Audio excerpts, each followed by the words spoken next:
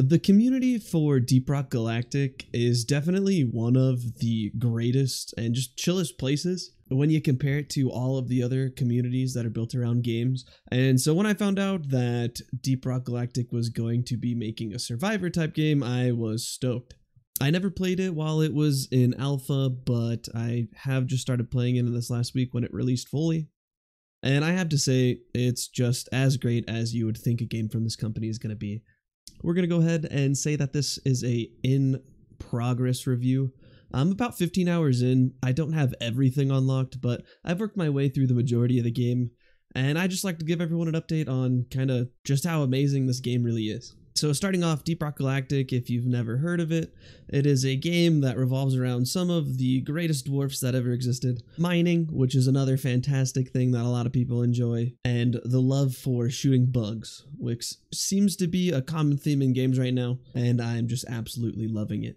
That game is a 4-player co-op multiplayer type game where you go around, you dig stuff up, you get gems, you get gold, you get different minerals. It's way more complex than I'm making it sound, but definitely go check it out. And if you have heard of that game, then you probably have an idea of what Deep Rock Galactic Survivor is going to be. It takes those same 4 lovable dwarfs that you're able to play, puts them in the classes that fit the Survivor style of game, and then throws you into an environment where you're kind of doing the same exact thing you'd be doing in the other game, with a little bit more urgency and bugs. Deep Rock Galactic Survivor is just like any other Survivor game in regards to basically the main gameplay loop. You're basically going to be dropping into a area. There's 3 biomes currently that you're able to play in, and your goal is to get to stage 5 and destroy the Dreadnought. Now for me, I haven't played a ton of Deep Rock Galactic, the actual game, so I'm not sure if Dreadnoughts are in the game, but Dreadnoughts are basically just really, really large bugs that I'm assuming they're probably like one of the main weapons of the bugs. Maybe it's like the king or the queen of the hive or something like that. But basically it's just a giant boss that you'll fight at stage 5. You'll work your way through stage 1 to stage 5 by going around and basically just trying to survive through this stage. During the stage, different things are going to be happening. You're going to get supply drops, which is something that falls from the sky. You have to clear out the area where it is, and then if you stand in that circle for a certain amount of time, it'll drop down and you'll get a really nice upgrade. Throughout the whole time that you're in these stages, there are going to be grubs trying to kill you. There's multiple different types of grubs. Each one has a unique feature, and as you progress through the stage, there will be times where you'll hit a swarm. You'll be able to see that on this top bar up here. These swarms are going to just come with large amounts of diversity in regards to the grubs that are there, and there's going to be elite grubs as well, which are grubs that actually have full HP bars. They do a lot more damage and they have a lot more HP. And while you're going through and battling these grubs, they're going to drop EXP points. You're going to use this EXP to level up your weapons or just level up your stats in general. You have a lot of the same stats that you'll see across all of these games, you know, crit damage, crit chance, general damage, movement speed, HP, armor. That's actually relevant, which is nice because armor is almost never relevant in most Survivor games, as well as specific weapon upgrades that you're able to get, which increase like the weapon damage, or maybe you're able to increase the damage of all of a certain type of weapon. Then you'll get that experience by killing mobs or by mining. As you're making your way through these stages, they are a finite map. However, you're going to find a bunch of different materials in here. There are unique materials that you'll use to upgrade your stats outside of game. And then there are normal materials like gold and nitro, which are 2 of the main materials you find in Deep Rock Galactic in general. And you'll use those to purchase upgrades in between stages.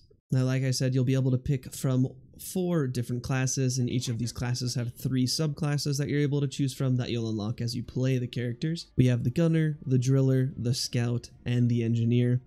Each one of them kind of focusing on a certain aspect of the game that they might be better at than the others. The driller, for example, is better at mining, has access to certain weapons that you might not see on other characters.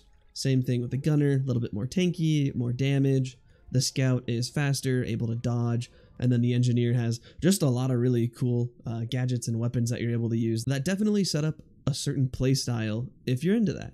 Now, as you make your way through these stages, like I said, you'll go through stage 1 to stage 5. After you kill the main elite mob that spawns at the end, the home ship will come down, you'll hop in there, and it'll bring you down to the deeper level. You'll repeat this process all the way to stage 5, where in stage 5 you'll have to fight the Dreadnought.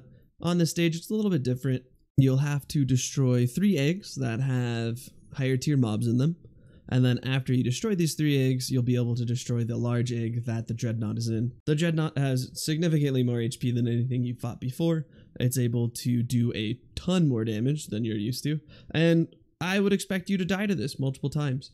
It has some cool little features that are pretty interesting, and meanwhile, you're going to have to basically fight a whole mob of creatures as well. Throughout this whole process, you'll have access to a ton of different weapons that you'll unlock throughout the game. Each weapon has different types of damage. There's different types of weapons, like there's beam weapons, there's thrown weapons, there's projectile weapons. You'll have a nice little range of elemental damage that you're able to choose from, and each one of these things will do different things. Electric, for example, will do damage throughout the mobs, like chain them together like little lightning strikes. Plasma bounces off of walls, which is really cool. There's also fire and acid, as well as kinetic. Kinetic is just your base generic damage that most of the guns actually do. And these weapons have a really cool upgrade system. The first time you unlock a weapon, you'll need to get it to level 12 before you actually unlock the what I consider main damage dealers of these weapons. And once you unlock the second version of the weapon, at level 6, 12, and 18 of this weapon, you're able to unlock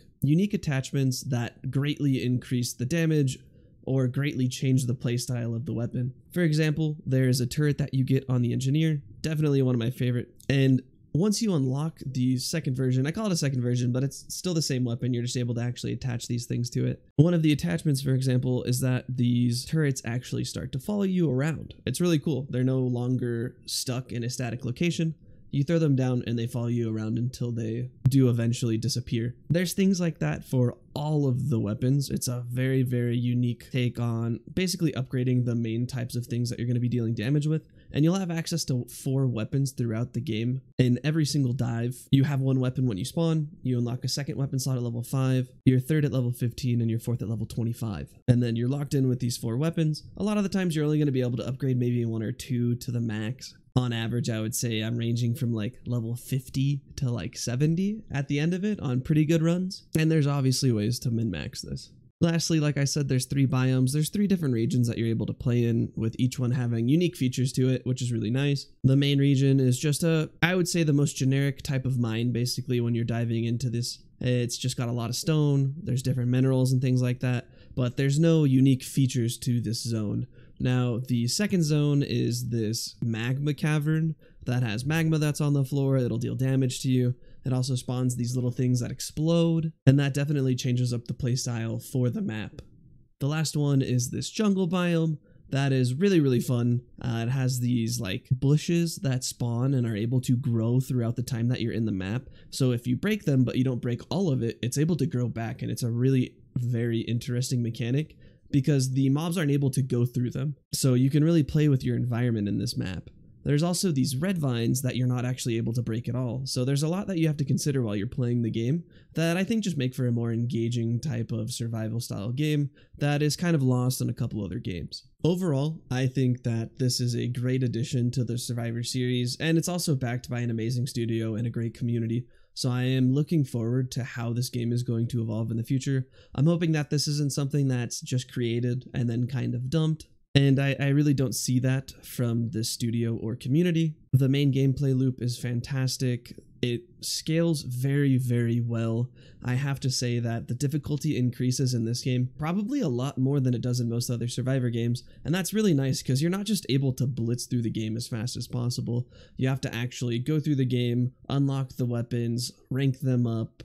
You need to actually unlock the additional stats, which isn't a fast thing. It takes you a while to unlock those stats outside of the game, which is a really nice change because a lot of the times you're able to like max those out really quickly, or you're able to basically farm the materials that you need to upgrade those very quickly. And this game does a very good job of making you really play a lot of the game to actually get those rewards.